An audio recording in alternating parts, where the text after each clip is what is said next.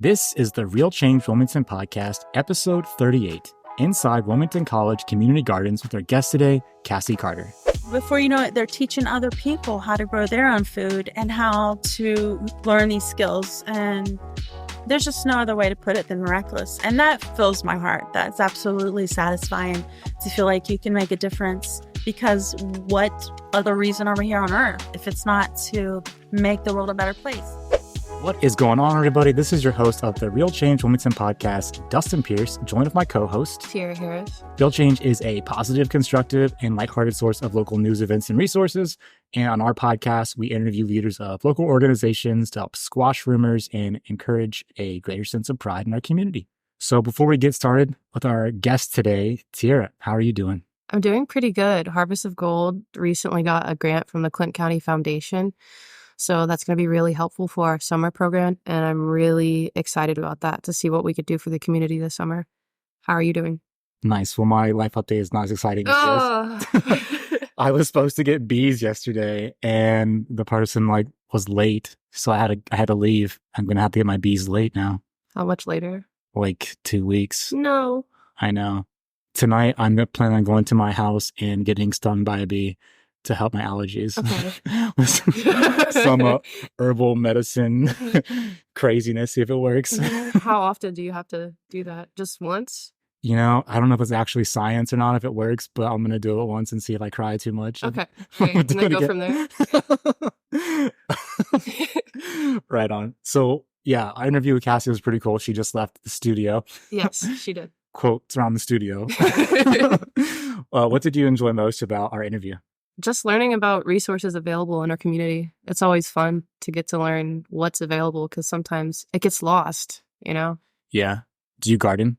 I used to. I was also taking horticulture classes at Wilmington College, so that's the only reason why I understood some of the terminology that she spoke about. When I move out and have my own place, I'm definitely going to garden more. If you said the word horticulture to me without the context of gardening, I would for sure think you're talking about witchcraft. Oh, yeah, no, I do not participate in witchcraft, just so everyone knows. I do not participate. But that's just my ignorance. Maybe no one else would think that. I don't know. It's good to have it clear now. Yeah. Tiara does not do witchcraft. Yeah, just have that in a floating text during the podcast. What was your favorite part? Oh, boy. Too many. I think just learning about the process of how to do a good garden bed was my favorite part. And at the end, when she was talking all philosophically about things, I was over here sobbing, trying to keep it together. I just love inspiration so much and positivity. And she definitely brought it on the podcast. Yes, she did. So without further ado, let's bring in Cassi and get our podcast started. So Cassi, welcome to the podcast. Hi, thanks for having me. I appreciate it. Yeah, thanks for being here. I'm excited that you're on the podcast. We get to talk about the community gardens. It'll be fun. Yeah. So Tiara, you're going to start the first question today. Yes, I am for the first time. So what kind of plant or flower do you think best fits your personality?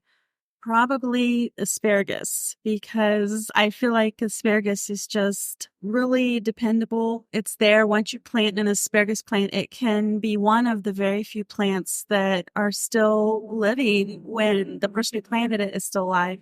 And it provides and helps out and gives you food. And that's my go-to. I always push asparagus because it's a perennial that provides a lot of food.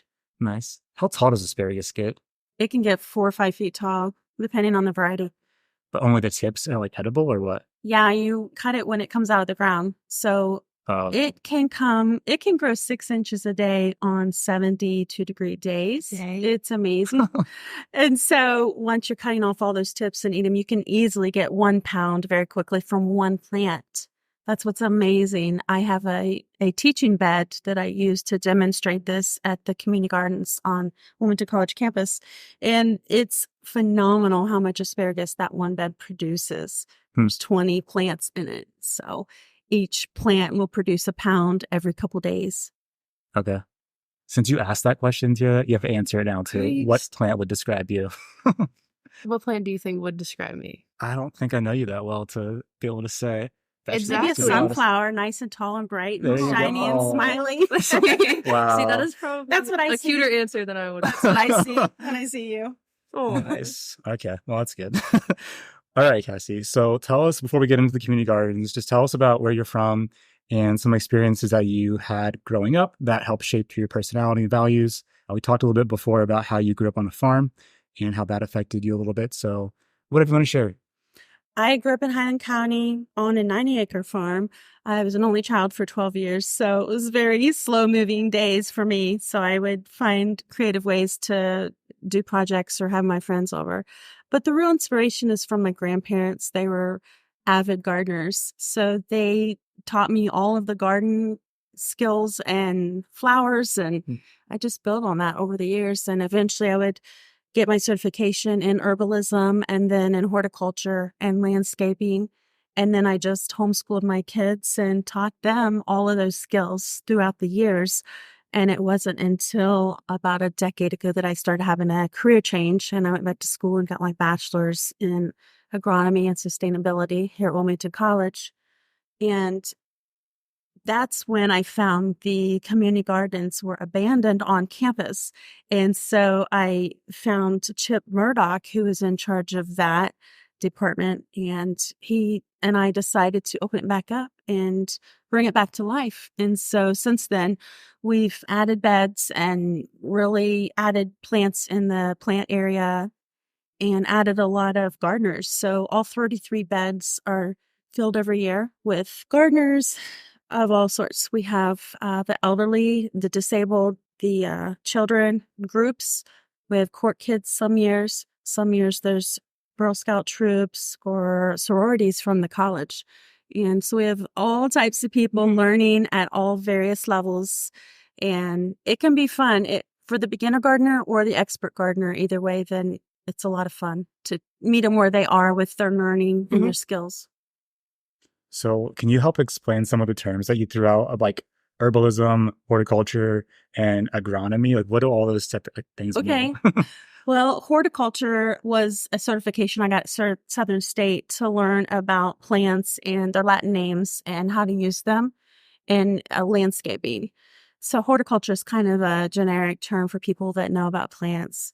And then when I got my certification in herbalism and natural health, it was very detailed to using the herbs and plants as food and medicinal uses as well as culinary uses. And so that really built on my knowledge of using the foods for our diet, and I still do that today. I eat mostly what I grow. I try to eat mostly what I grow. And it's a fun challenge. I like it because it's just fun to see how much I can grow of my own food. But as far as the agronomy, that is a program here at the college concerning soils, health soils. That's what agronomy is. It's about soils. Okay. Sustainability is about trying to reuse what you have in a regenerative way where you're being conscious of the earth and of your resources. So you mentioned that your grandparents were part of shaping your love for gardening. What are some things that they gardened and what was some wisdom that they gave you? Absolutely. All of my best memories are with my grandparents, it seems like. With my grandpa, you would look down a row of cabbage and you were thinking, I can't even count this high. How many cabbages are here? And I remember thinking that I can't even count that high. And he just enjoyed it. He loved it. He had a big family and just helped provide food for people. And I was like, that's really cool. That's inspiring to me. And then one time he took me berry picking. He had just retired. And so I had him all to myself and he just laughed because he turned around to see how many we had. And we didn't have any because I was eating them. And so that's a great memory with him.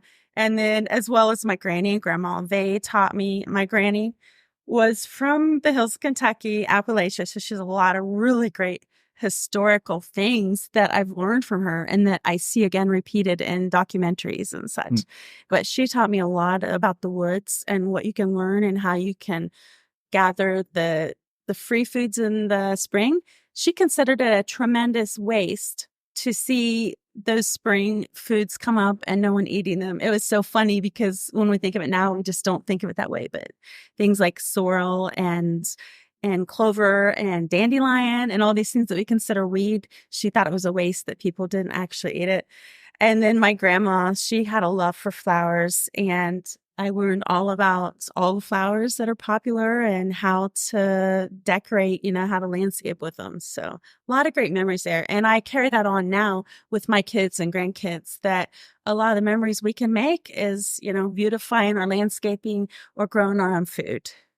It's a lot of fun. What can you eat with dandelions, or how does that work? Well, a lot of things. Really? Okay. Yeah. There's also a tea you can make, right? Dandelion tea. The root is really healthy and people try to utilize it. I don't use it that much. I've made tea before. It's not super bad. Interesting. The more you know. Transitioning further into your journey as a gardener, can you walk us through some of your favorite milestones or aha moments that happened during the learning process? Absolutely. Early on, over the past 2 decades, I remember learning that the aha moment for me that was huge and life-changing was realizing that when we purchase hybrid seeds, we are dependent on purchasing those every year. And when we purchase heirloom seeds or trade other people to get heirloom seeds, then we really have made a good investment, because those seeds can be used over and over the rest of your life. Hybrid seeds are typically sterile, and if they're not sterile, they may produce but not produce the exact product that you're expecting. But heirloom seeds, and at that time when I realized that, I started a collection, what is now a huge collection that I inventory. I think there's 300 or 400 things in it now, plants and foods. But those heirloom seeds are extremely valuable. And we look at the pioneers that traveled to the West. That is how they survived. They had their seeds in jars. They had actually types of perennial onions that we don't hear about today. A lot of these foods have been lost or forgotten because the stores will provide what travels and keeps on the shelf the longest. But the pioneers had a certain onion called the Egyptian walking onion, for example. It's several types of things that are really exciting, but this particular onion I provide now to customers. I sell on Marketplace and to community members. But this onion is still being found on homesteads out west because the pioneers took it there. And it's such a hardy perennial onion that it just kept reproducing. And that goes to show you how valuable heirloom seeds are. They can keep providing food. And, there was a time when that was a necessity of life or death. And the time could come again that it's a necessity of life or death, whether or not we have those basic staples to provide for ourselves to eat. So are hybrid seeds intentionally sterile, or are that's just how they become because of I assume there's pesticides in them or something to make them resistant to different things? It's lab created. Okay. It's lab created for a lot of various reasons. I mean, okay. There's a lot of reasons for it. A lot of the reason why you would design something in the lab is to be exactly a certain type of thing that you want a certain way. And then of course you can keep selling that product. But it goes way deeper than that. But yeah, there often is a resistance for Roundup in a lot of those GMO types of varieties. But are we getting too much in the weeds if we talk about so is it intentionally why these companies making them sterile so that you have to buy their products, you think? Or oh yeah. Okay. I'm sure we can watch some Netflix documentaries to get more into that. Well, and not to, be against the big pharma, but there are ways they have to do things. Okay. They have to use the GMO so they can spray it with Roundup when their food can continue to grow when being sprayed with Roundup and the weeds die in their plants. So, that's how they have to do it. And that's how they are doing it. And yet they're dependent upon the seed companies, and they're also dependent upon the subsidies. And that's how we're doing it, right or wrong. That's how the farmer is surviving.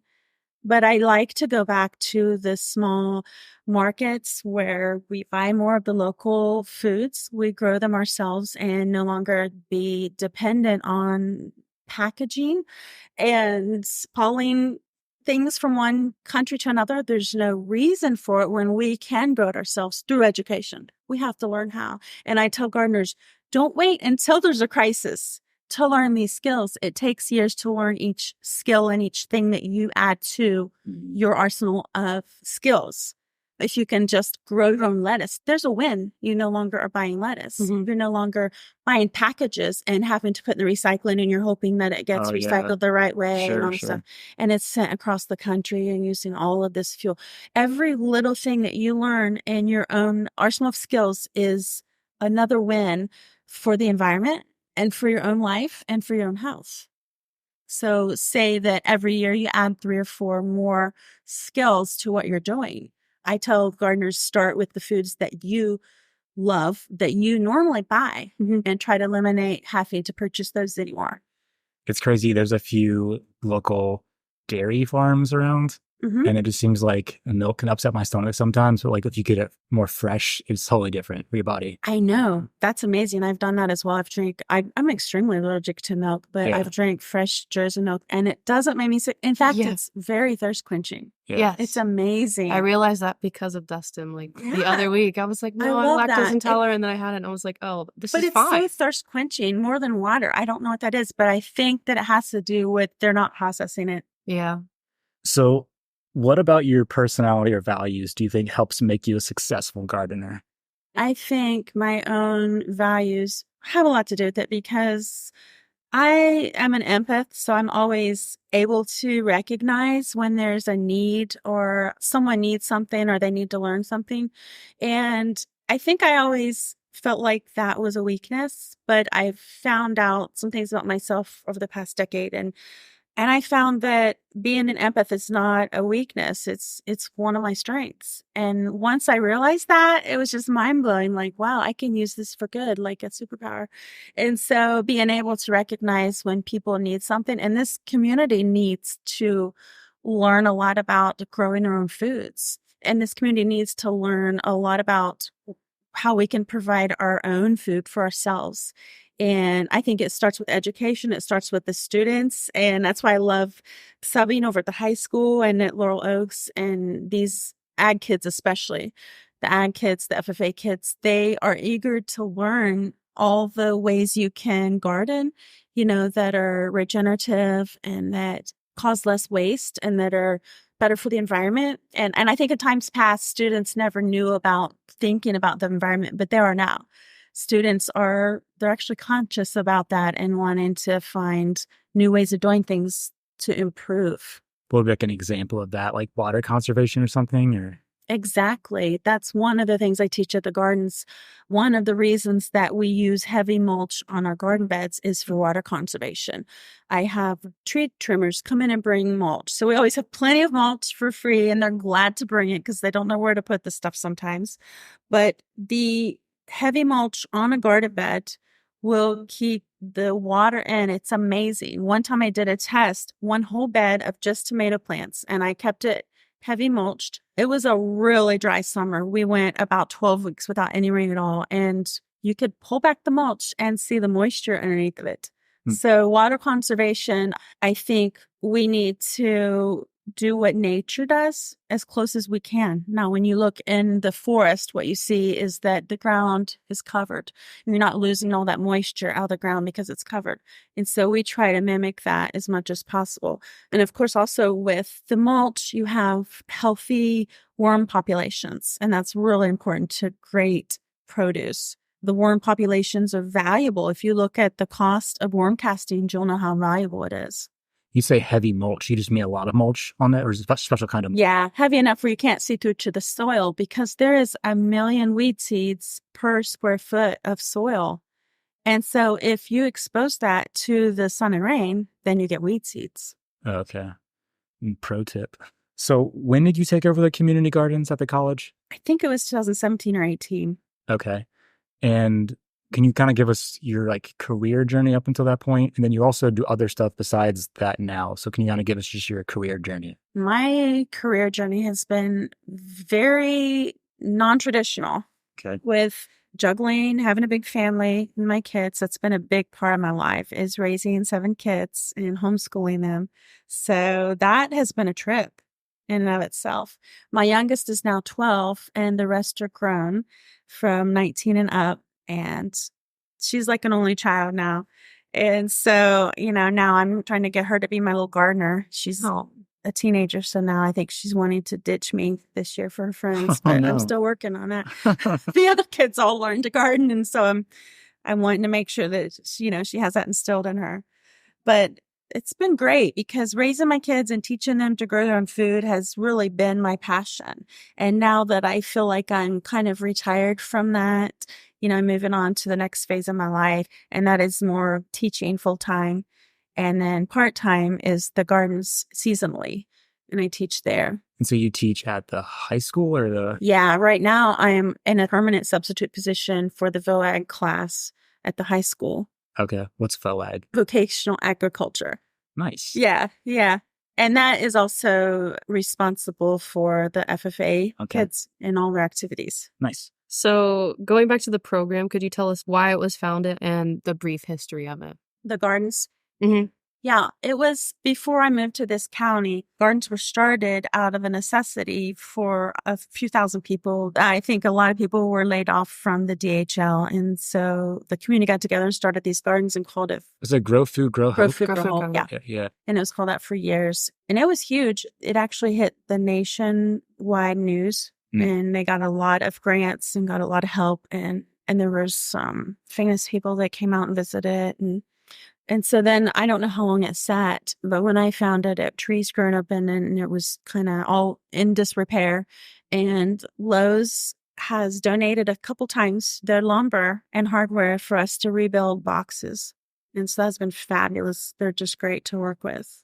It's nice to know that like a big company like Lowe's still supports local initiatives like this. They're fabulous. Whenever I go to them and with a request, they always okay it. And then they'll load it up for us and all the hardware that goes with it too. Nails and everything. The screws. Yeah. Good for Lowe's. I know. So it's springtime, I think, right? Technically, is it spring? Yeah. Okay. So now is like garden season. Yes. Even at Lowe's, they're getting all the garden stuff out. Yes. So could you tell us, or tell me, how to become a gardener from like A to Z? How would I make my garden beds? How would I choose what vegetables I'm going to get? How would I care for them and save the seeds and so forth and so forth? If you're a very, very beginner gardener, you need to start with what is considered the easy stuff. You could look up like lettuce and spinach. You can grow your own lettuce, spinach, and radishes really easy. What if I want to grow something that's not gross? I'm just kidding. Like tomatoes and cucumbers? Ew. Oh, see, I don't know. What do you like? I'm sorry to interrupt. I was just being funny. I like blueberries, and I also like basil and mint. But I'm sorry, the question was... I guess You're going to have to get a special class after this. Special class. Yeah. Go on. Well, what some people do is they'll grab a bed at the gardens. Just sign up with me. Send me a note on email, growhealth7@gmail.com, and grab a bed. We normally still have beds this time of year, and we do. We probably will through May. You can grab a bed for free, and we provide the bed. You just borrow it for the year. We have plenty of mulch there to use. And I also every year I get a grant for the gardens actually to distribute seeds to people. The gardeners will use those seeds. And with the plant things like peppers and tomatoes and zucchinis, they'll use that seed and start at home. Like right now, we're starting plants at home indoors because our last frost date will not be until May 15th. So we're keeping things indoors until May 15th, unless it is cold hardy, such as lettuce, beets, radishes, spinach, kale, all of those spring things, broccoli, cauliflower. Those are cold hardy things. So if they're a big enough plant, you can put them out sooner. But right now we're just starting things indoors, and we'll often grow trays of foods and share them with each other. And what I tell the gardeners is that if we're dependent upon purchasing the plants, and it's fine if you have to. I don't judge anyone for doing it, especially the beginner gardeners. It's fine. But what you need to be building toward is the goal of not being dependent upon paying these outrageous prices for these plants when we can use our seeds and grow our own plants. And to go a step further, to learn the skills in the fall of collecting the seeds and then drying the seeds and saving them, and more importantly, marking them, labeling those seeds. So if you have a collection of your own seeds and you label them, you could literally use your seeds every year, roll them out, save them again, and then do that for years. As long as they're the heirloom. Yes, seeds. yes. And that's the goal we want to get toward, is for everyone to learn these skills. We have different reasons. Some maybe doing it for food security because of the state of things in this world. Some maybe don't because they enjoy it.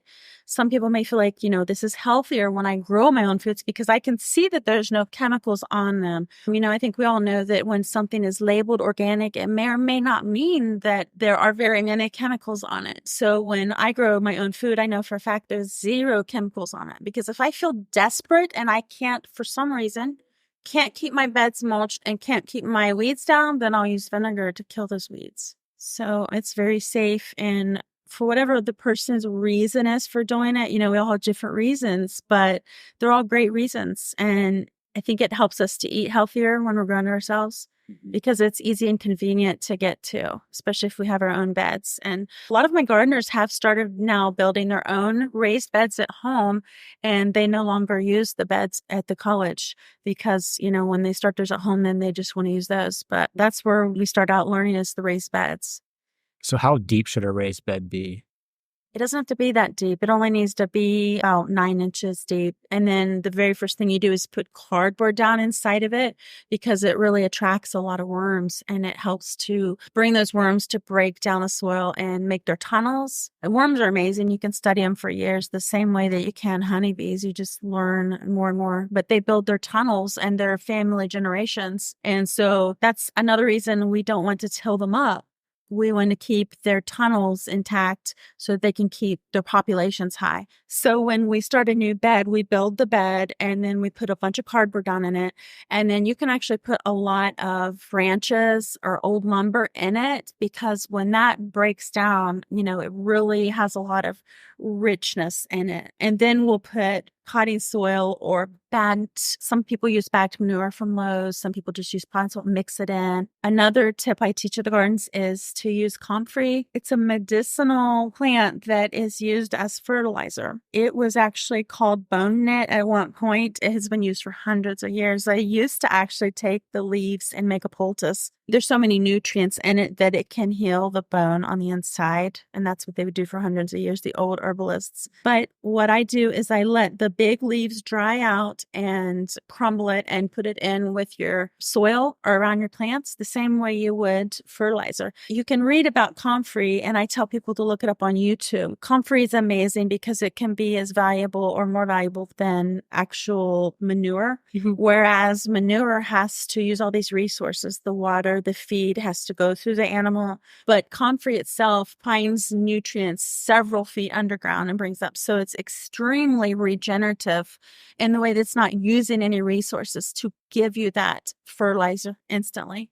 And whether it's green or dried, either way, it doesn't matter. You just use it in your soil and it's phenomenal. So comfrey is just dried leaves? It's a plant that's a perennial that comes up every year. It produces these huge leaves. Okay. It blooms. So it produces seed as well. It's one of the items that I provide on my list of things that I sell. It's kind of hard to find sometimes, but you buy the roots and then you grow this plant and every single year it comes back. You can even cut it all off and use it as fertilizer and it'll grow back the leaves within the next week. It's amazing. Okay. So that's a lot easier and regenerative than purchasing some products. And so that's another thing that I teach at the garden is it's so regenerative to be able to take care of your own fertilizer. Yeah, that's a lot of information. I know. Which is good. I know. Okay, so let me get this straight. So you put the cardboard down first, and then you put potting soil? You can put any junk in first. I would just put in some branches and stuff like that. Like, cardboard is really easy to get a hold of. You can put layers of cardboard because it's going to break down and attract worms. And it's just so easy to get. Why does that attract worms for? Well, you know how worms always go to something that they can eat? I think it's because they always attract to it. Okay. I used to do composting. Mm-hmm. It really does help. Nice. I was going to make a joke about Little Caesar's pizza tasting like cardboard. You just put Little Caesar's pizza down and start. And oh my God. Yeah. Okay, so there's the cardboard and then like the twigs and stuff, right? Mm-hmm. And then the soil would be potting soil and what else?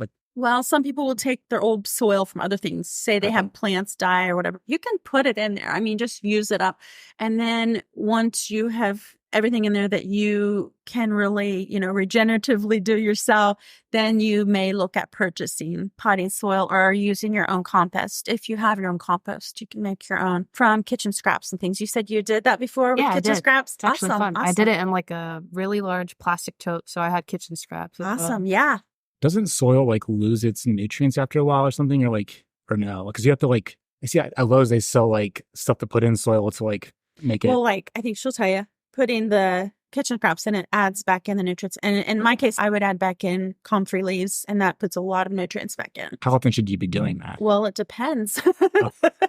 Depends on what plants. Do they need it? Are they getting anything? Are they getting comfrey throughout the season? Are they getting a top dressing of the compost? There's a lot of gardeners I watch on YouTube, and they make their own compost. And so what they'll do is they'll rake back the top every year and they'll put a new layer, an inch of their composting, and that's fresh. Okay. And then you plant the seeds, put the layer of, was it mulch? You want to keep the mulch back if you're planting seeds, yes, or plants. Oh, so you don't put the mulch. Yes. Once you plant, you put the mulch over that or no? But you wait. You have to be careful when you're planting seeds to not get the mulch over that. Okay. Or the seeds won't be able to get up through it. Yeah, sunlight.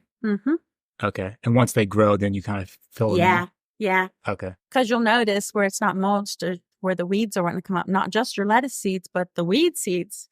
So that's another plus about starting things indoors in little containers. You've got your plants, you go and plant them, you mulch, and then you don't have to fight weeds. Fabulous. Nice. But the thing about saving seeds, it's just a plus to learn the skills to come out and get a bed. And a lot of us work together, and the gardeners are all on different levels. So I'm working with a lot of people at the same time, juggling it. But what you learn about saving the seeds is a big part of the whole picture of it. How do you say like a lettuce seed? Like where do you get a seed out of the lettuce? Well, the lettuce, you'll leave some.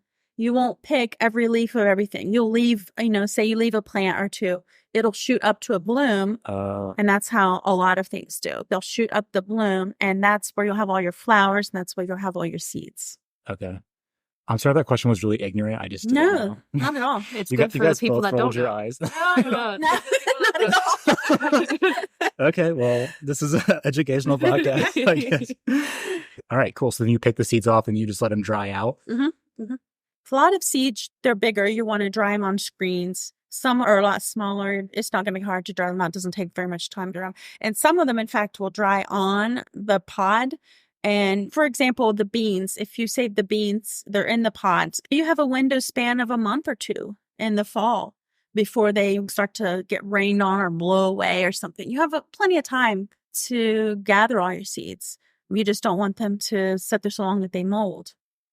Will they mold on the plant, or they mold only if you leave them dry for too long? Or either way, yes. Either way, they can Yes, mold. if there's too much moisture and they're drying out, then they're going to mold, and they may not be viable in that case.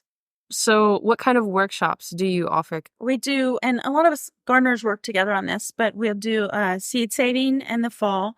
And we'll just talk about it and all of the different methods and the new things that we learn, the new varieties that we save, whether or not we want to share them with each other. There's just so many types of foods and so many different ways to save the seed and make sure they're dry out. Seed saving is a big one.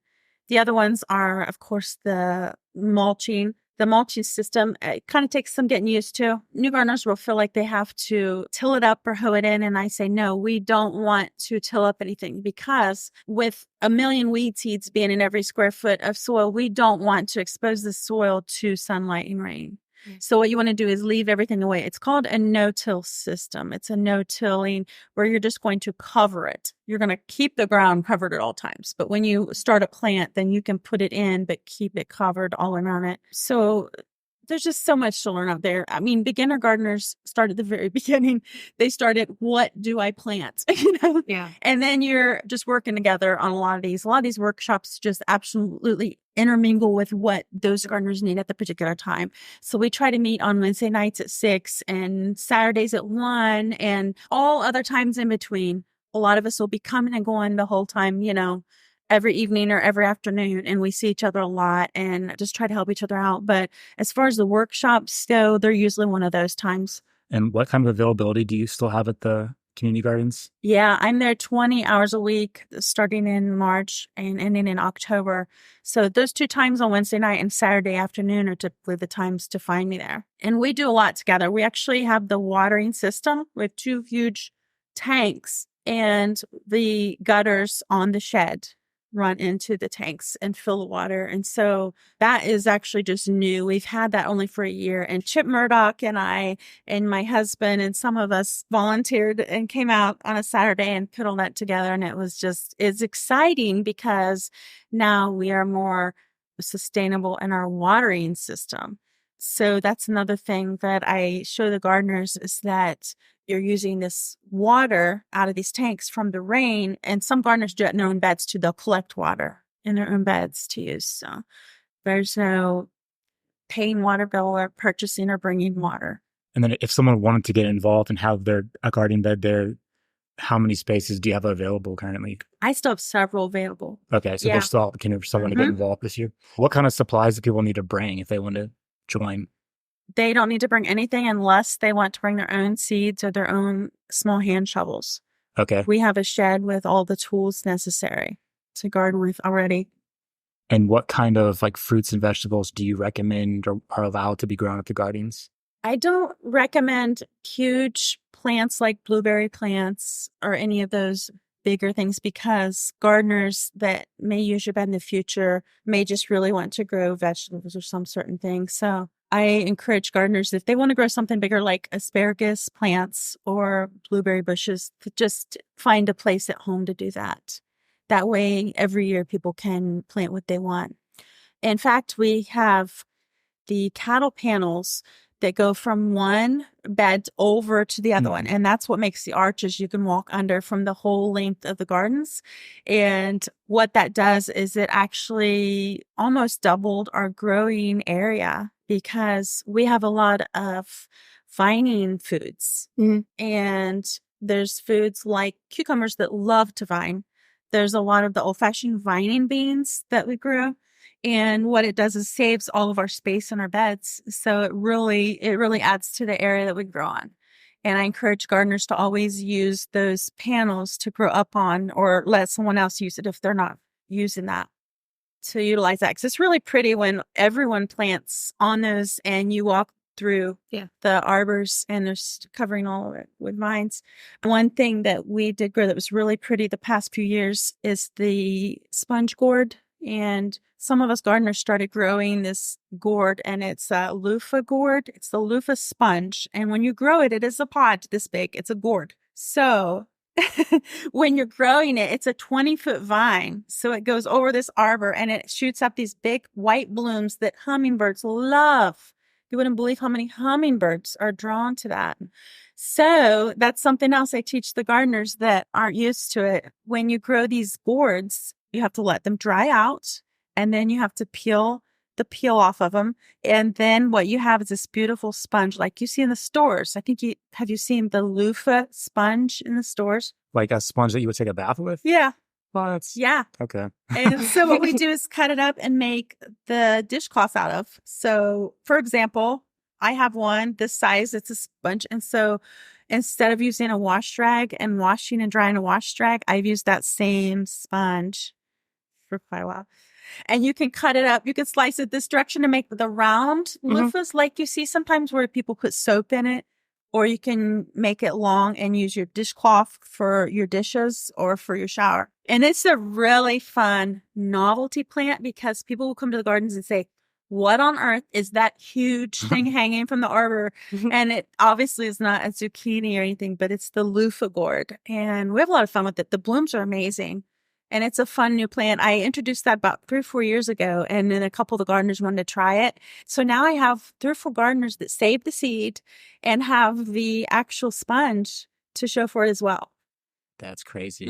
It's fun. And these fun new things that no one has ever grown before, it makes it fun, because when we get together, I mean, it's just something you don't expect, to get to grow these new things and then to learn about them. I mean, some things take a really long season, so you'd have to start it early enough, or we could never grow it in Ohio. But learning these skills that I talk about will really broaden your horizons on the amount of things that you can grow. I mean, did you know you can grow a pomegranate tree in your house? There's a lot of seeds that I provide with the education that people don't realize that there's those things you can grow. And there's types of papaya that only reach 6 foot tall.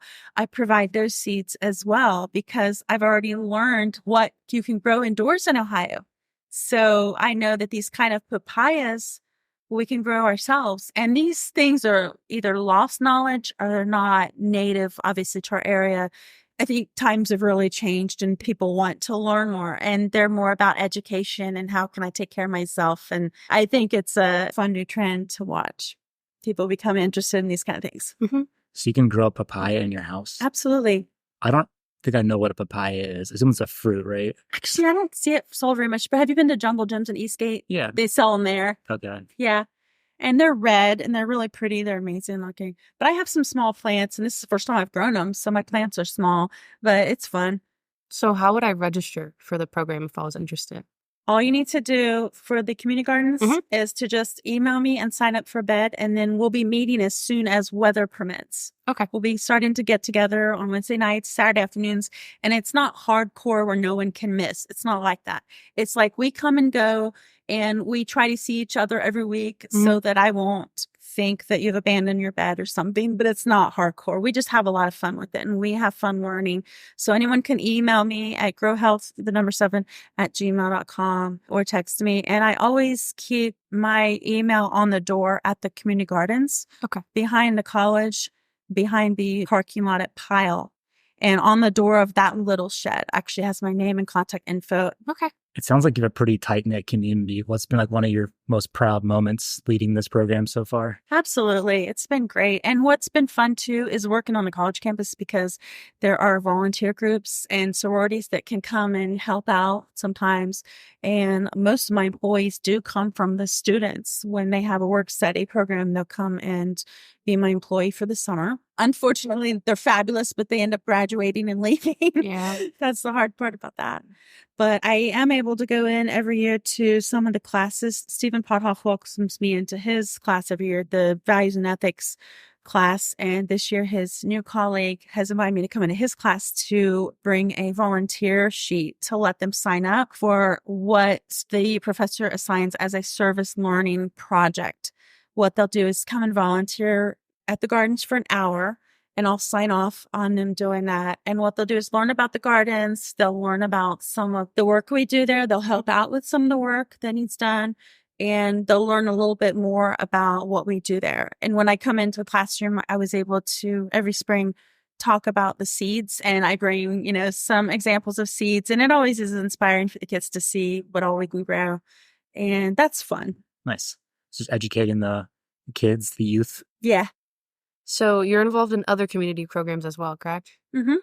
Could you tell us more about those? Yeah, I am in a connection with all of the libraries in the county. They're all at various stages of the project, but what we're doing is trying to put some free seed in the libraries. I think I just checked those out 2 days ago. Yeah. Great, fabulous. And it's fun. You just check them out. You don't have to bring them back. Yeah. There's a little tiny envelope. They're marked. They're in a beautiful cabinet. Yes. Alphabetized. Very well organized. Yeah.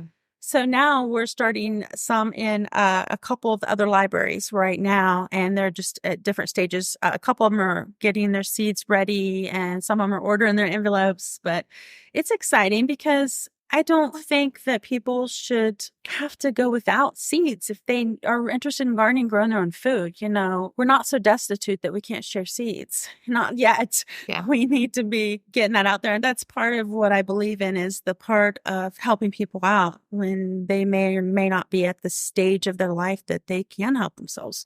Right now, they may not be able to help themselves. Tomorrow, it may be us that can't help ourselves. So that's how it goes. So that's what I'm doing with that project. And it's kind of slow moving, but that's how a lot of things are. It just takes a little bit of time, but that's worth it in the end. The other initiative I really like is helping out a sugar tree when I can. My youngest, a few years ago, she kind of got teared up and she said, "Mom, why are those people pulling clothes out of the dumpster, putting them on?" I said, "Well, that's the way the homeless change their clothes. They put on layers. That's how they do it.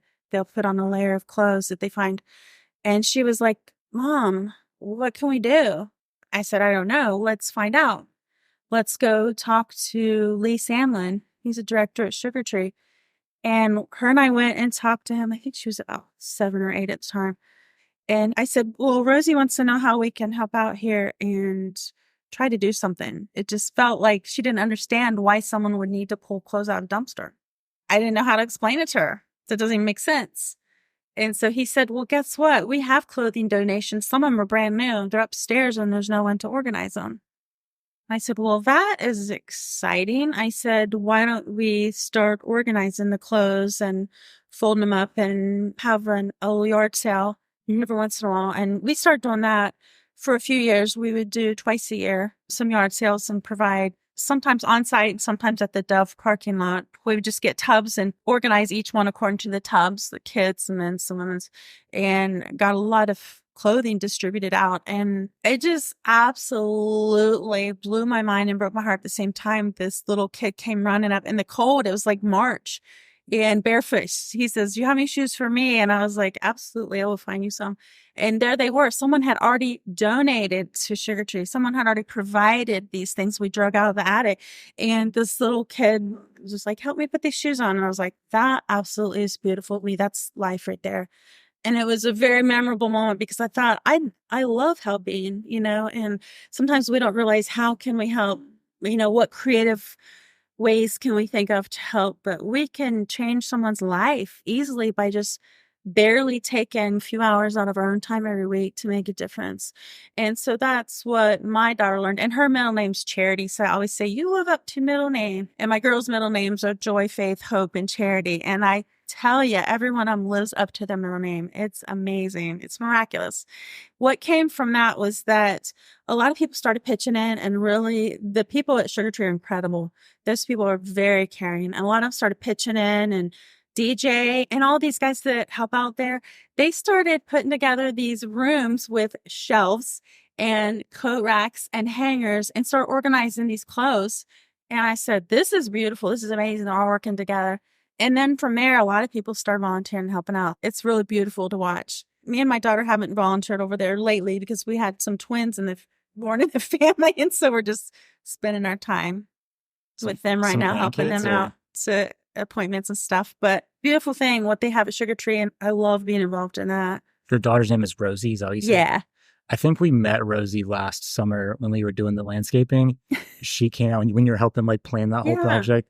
And I remember her having a little hamster with her. That sounds exactly like Rosie. It was amazing. She's my favorite kid ever. No, she just had it out like it was on her shoulder and stuff. I believe it. I don't even remember that. But I do remember she had a kitten inside Wilmington College one time. She had to go in with me to the bookstore and she had a kitten in there and let it walk around. I was like, why'd you have to bring these animals in here? Yeah. I was like, that's definitely her. Cassie's daughter. For definitely, sure. That's her. So what keeps you passionate about the community gardens and then just gardening in general? Because you see such a beautiful outcome. It's just like growing tomatoes. You can take one miraculous little seed that you saved from last year's tomato. You can take that seed and grow a plant that provides 30 tomatoes. It's miraculous. And that is the same thing with gardening. You can teach one person how to grow their own food. And before you know it, they're teaching other people how to grow their own food and how to learn these skills. And there's just no other way to put it than miraculous. And that fills my heart. That's absolutely satisfying to feel like you can make a difference, because what other reason are we here on earth if it's not to make the world a better place? I don't know why else we're here if it's not that. I have no idea. But I'm having fun while I'm doing it, so that's cool too. That's all you need. What's a piece of wisdom that you've learned that you would want to pass on to other people? I always say things like no seed left behind and all these things. But I think the one that helps students the most is to say, no matter where they are on their journey of life, to say, keep moving forward. Because some of us have been in very deep, dark places in life. And I think it's made us stronger. But at the time, we didn't know that it was going to make us stronger. I heard a saying that goes, they didn't know that we were a seed when they buried us. And I think that's really neat, because it's one thing to be buried, but it's another thing to find out that you were a seed all along and you were able to just make a real difference in somebody's life. But I tell kids that all the time, no matter where they are. And there's some kids There's some youth in this town that's some very hard places, some real hardship that I don't know how they get through it. But I say to them, you keep moving forward. You keep moving forward and you'll have the life that you want. No matter where you are, you can keep moving forward.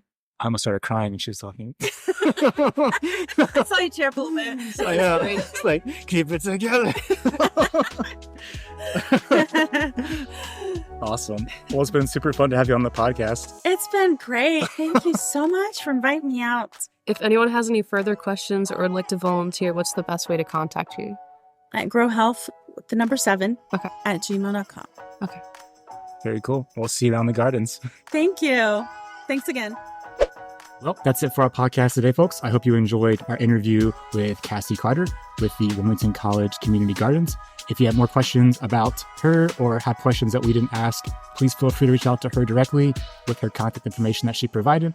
And if people have more questions about Real Change Wilmington, Tira, how would they get in touch with us? You can contact us at our website, which is realchangewilmington.com. You can visit our Facebook or Instagram pages, or you can pick up a copy of our free local newspaper at Kroger, Sam's Meats, and Fiesta Veracruz. Cool. So with that, I'm your host, Dustin Pierce. And I'm your co-host, Tira Harris. Keep it real, Wilmington.